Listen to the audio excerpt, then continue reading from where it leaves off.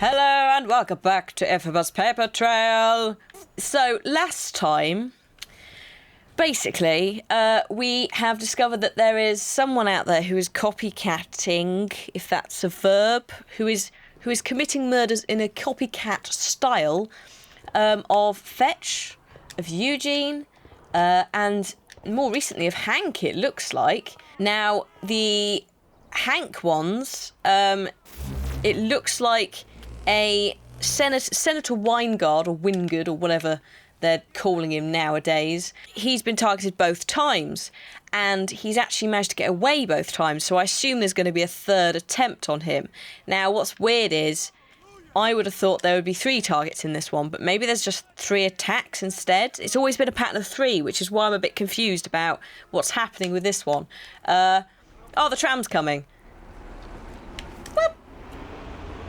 Just get off the track. Get off the road!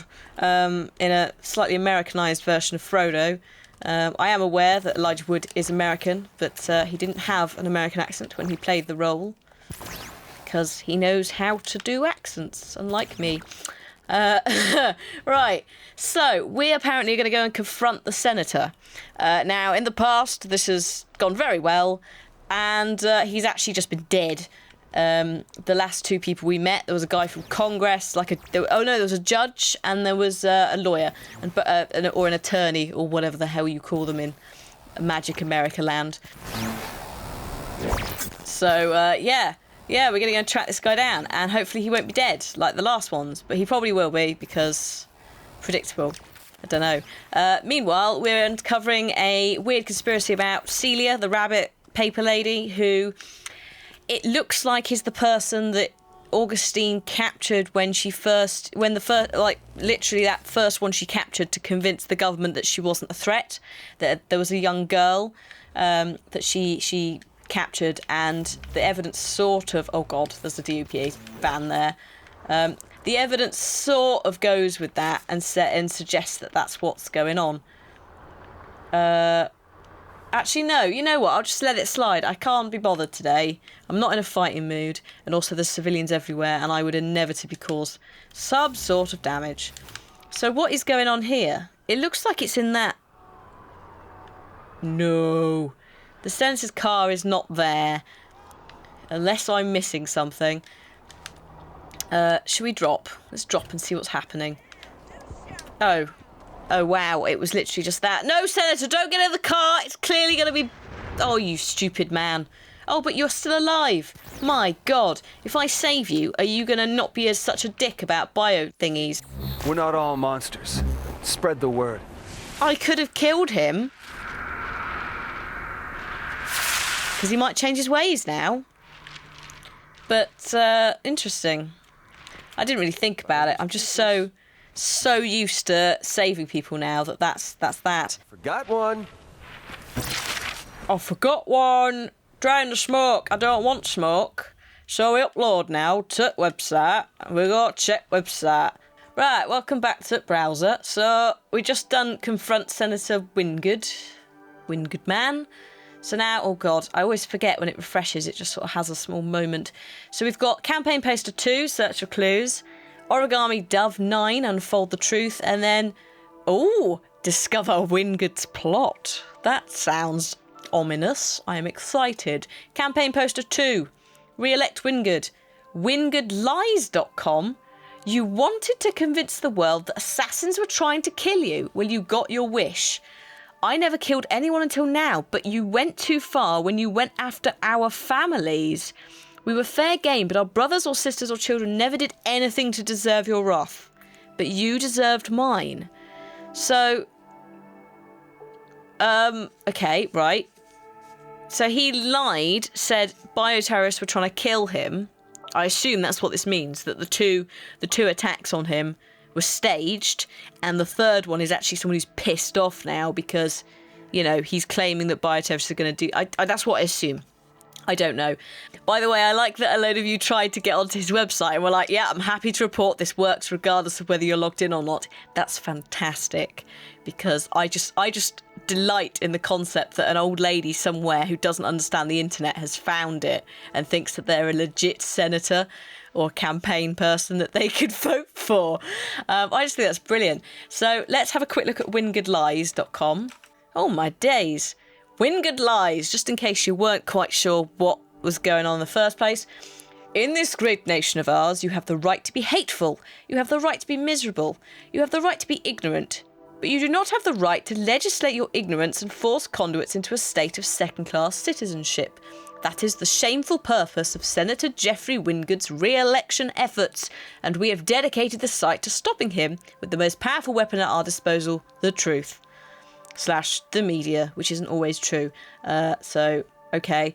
You may be surprised to learn that Wingood doesn't care one iota about the so-called bioterror threat. No, he just preaches to his pathetic choir to earn votes, and more importantly, campaign contributions. That's pretty much what every politician does. They don't give a shit. They just go with whatever's the popular thing to pick on at the time, by the way.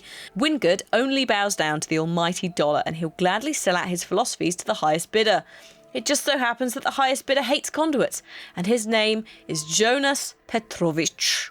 First time Russian possibly in game. Now chance to use hilariously stereotypical Russian accent, no?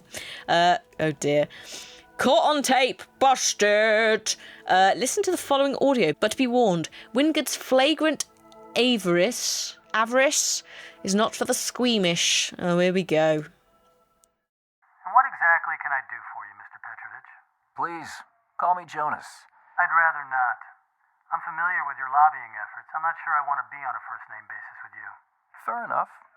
But you and I have a common goal. And what's that? To demonize the conduits until the general public sees them as a bioterrorist threat. And how is that beneficial to either of us? Because fear breeds action. I stand to profit from it, and you could get reelected. Keep talking. Let's say a bioterrorist tried to attack you. That's why I have security. I'm speaking in hypotheticals here. Let's say your constituents were so upset about the failed assassination attempt that they rallied to your cause and flooded the voting booths, sending you back to Washington by a landslide. I never thought about playing the victim. Are you sure it won't make me look weak? You? Weak? Impossible. Surviving an assassination attempt makes you a hero. So, what exactly are you suggesting? Well, I don't want to tell you how to do your job, but maybe you should resurrect your anti-conduit legislation. But that went nowhere fast. I'll help you rewrite it.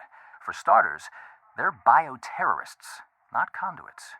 Strong language from a strong legislator. That'll fire up your base. Base firing up, that's always good. And what about the bogus assassination story? You just play along.